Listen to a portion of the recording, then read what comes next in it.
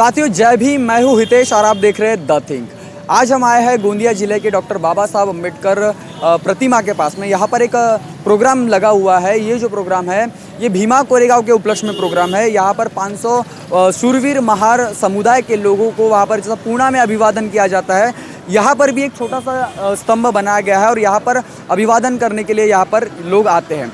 Doctor बाबा साहब अम्बेडकर और महापुरुषों के संघर्ष की वजह से जो है एक नया समाज जो है वो बना हुआ था। एक क्रीम जो समाज था वो बना हुआ था और इन्हीं समाज में से कुछ इंटेलेक्चुअल जो लोग हैं जो ऐसे प्रोग्राम लगाते हैं। ऐसे प्रोग्राम क्यों लगाते हैं, आइए बात करते हैं। गोंदिया के हमारे मेश्राम सर हैं जो कि गोंदिया में कोचिंग क्लासेस वगैरह चलाते हैं। सर, सबसे पहले मैं आपका हमारे चैनल के माध्यम से स्वागत करना चाहूँगा। धन्यवाद। और सर, क्या महत्व है आज के दिन का, क्या कहना चाहेंगे आप? आज 1 जनवरी तो ये दिन हमारे समाज के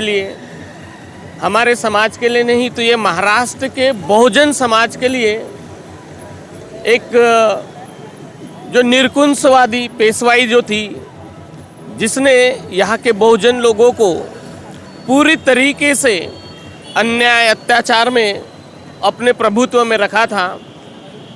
और यहाँ तक कि हमारे लोगों को, स्पेशली हम बुद्धिस्ट लोगों को, हमें चलने का, रास्ते पे चलने का अधिकार नहीं था। और इस वजह से हमें सिर्फ दोपहर में सड़क पे हम निकल सकते थे, वो भी गले में हंडी और कमर में झाड़ू बांध के हम चल सकते थे। वो इसलिए कि अगर हमें कहीं थूकना रहा तो हम सड़क पे न थूक सके। और हमारे जो पैरों के जो प्रिंट होते थे वो भी रास्ते पे नहीं दिखना चाहिए करके हमारे पीछे झाड़ू बांध दिया गया था। तो ये वो सारे दिन है जब यहाँ पे अंग्रेज आए तो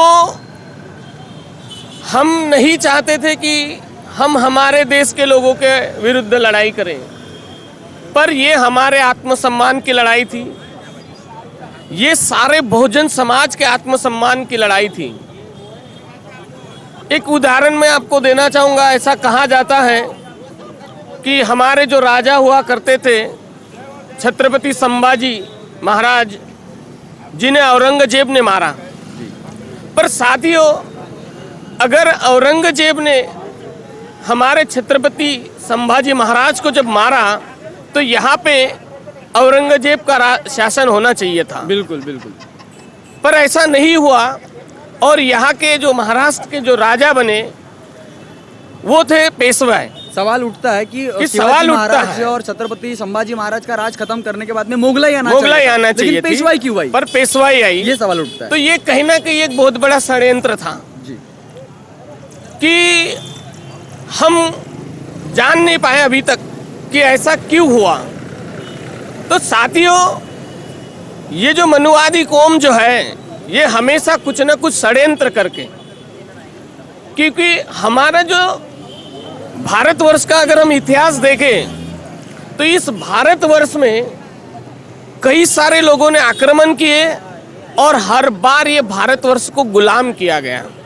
और उस गुलामी के पीछे एक ही थी, यहाँ की असमानता, कि यहाँ के जो बहुजन समाज के जो लोग थे वो बहुजन समाज के लोगों को कहीं ना कहीं शासन प्रशासन में कोई अधिकार नहीं दिया जाता था और कुछ गिने चुने लोग लड़ाई करते थे। तो जो बाहर का जब भी कोई शासक यहाँ पर आता था तो जब वो यहाँ की स्टडी करता था तब उन्हें ऐसा लगता था कि यहाँ के लोगों को हराने में कोई मतलब नहीं है, राजा को हरा दो, हम इस देश में अपना शासन कायम कर सकते हैं। तो ये जो था कि हमारे राजा को जो मारा गया था ये मुगल वंश के लोगों ने नहीं मारे। जहाँ तक मैं कह सकता हूँ कि इसे एक बहुत बड़े षड्यंत्र के तहत मनुवादी लोगों ने मिलकर हमारे राजा का खून किए। और ये खून का बदला, इसी खून का बदला लेने के लिए जब हमारे लोगों को चांस मिला कि इसका बदला लिया जा सकता है, उसके बावजूद भी हमारे लोगों ने पेशवाओं के सामने जाके एक रिक्वेस्ट किए कि देखिए हम आप लोगों के विरुद्ध लड़ना नहीं चाहते, पर आप लोगों ने जो हमारे ऊपर जो पाबंदियां लगाए हैं, अपने इस लड़ाई में पराजित जो पाबंदियां हमारे ऊपर जो लगाए हैं, अगर आप वो पाबंदियां हटा देते हो और हमें हमारे अधिकार अगर दे देते हो तो हम आपके विरुद्ध लड़ाई नहीं करेंगे। पर आज यहाँ कार्यक्रम रखा गया। पेशवाओं में इतना घमंड था, वो चाहते ही नहीं थे कि हम कोई इंसान हैं और हमें इंसानों जैसे अधिकार देने के बिल्कुल भी वो खिलाफ थे। तब हमारे लोगों ने प्रण किए, हम मर जाएंगे तो चलेगा, पर हमारे आत्मसम्मान के लिए हम लड़ेंगे। और वो दिन था जब इन्हें चांस मिला, ये जो अंग्रेजों के साथ में मिलकर, तो वो अंग्रेज वर्सेस पेशवाई नहीं थी, तो ये हमारी आत्मसम्मान की लड़ाई थी। और इतनी बड़ी लड़ाई, एक तरफ 28,000 पेशवा और एक तरफ 500 महार, वो भी भूखे पैसे। पर साथियों, मैं बताता हूँ, जब हमारा आत्मसम्मान जागता है, जब जुनून होता है कि हमें इस लड़ाई को ख़त्म करना है और हमारे आत्मसम्मान के लिए हमें लड़ना है, तो उस समय वो जोश आ जाता है। और वही जोश काम आया। दिन रात लड़ाई करके हमारे सूरवीर, हमारे पूर्वजों ने, हमारे लोगों ने पेशवाओं को इस तरीके से हराया कि वहाँ से जब लड़ाई हुई तो कई पेशवा मारे गए और कई पेशवा भाग गए। और उसी उपलक्ष्य में फिर एक आत्मसम्मान के लिए ये विजय स्तंभ बनाया गया अंग्रेजों के द्वारा, जिस पे हमारे सूरवीर भाइयों के नाम भी लिखे हुए हैं।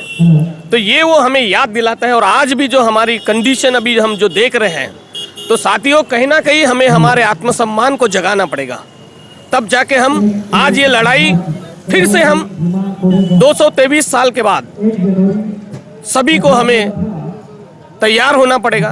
मैं मेरे युवा साथियों से भी मैं आह्वान करता हूँ कि जो भी ये देखेंगे, तो कहीं ना कहीं ये, अगर हमें ये सही मान वंदना देना है और उसके बाद जो बाबा साहब ने हमें संविधान रूपी व्यवस्था प्रदान की है, इस संविधान रूपी व्यवस्था को अगर टिकाए रखना है, तो जब वो 500 इतना लड़ सकते हैं, बाबा साहब उसके बाद अकेले लड़ सकते हैं, तो हम क्यों नहीं।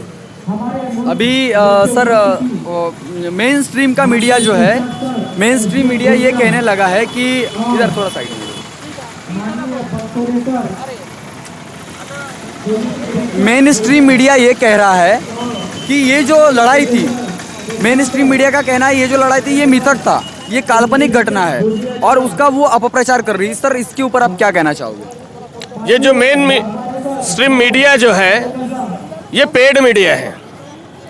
ये मीडिया सिर्फ और सिर्फ वही चीज़ें बोलता है जो उन्हें पोपट के जैसे सिखाया जाता है।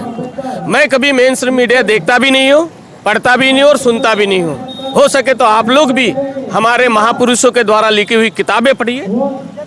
और अभी भी है ऐसे बहुत सारे विचारवंत लोग हैं जिन लोगों ने इन चीज़ों का खुलासा किया है, उन लोगों का साहित्य पढ़िए, तो हमें हमारा सच्चा इतिहास पता चलेगा।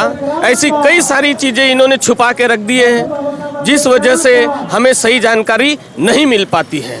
अभी जो है मतलब जब इतिहास को देखते हैं तो डॉक्टर बाबा साहब अम्बेडकर भी विजय स्तंभ जाया करते थे, कोरेगांव जाया करते थे और वहाँ जो है मान वंदना देकर आते थे। क्या इंटर रिलेशन है सर बाबा साहब का और उस वहाँ पर जाने का क्या वजह थी?